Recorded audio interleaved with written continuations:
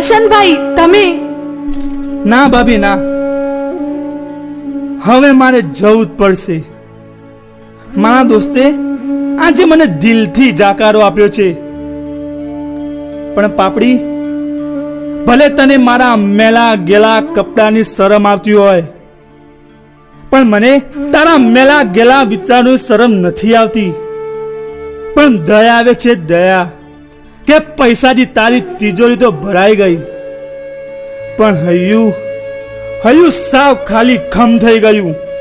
આજે હું આ મેલા ગેલા કપડા પહેરીને એક શુભ કામ માટે આવ્યો હતો, પણ હવે જ્યારે ઉજળા કપડા પહેરીને આવીશ ને તો એ દિવસ તારા માટે શુભ નહીં હોય. હું તો સુદામા છું અને સુદામા બનીને જઈ રહ્યો છું, પણ અફસોસ તને કૃષ્ણ થતા ના આવડ્યું.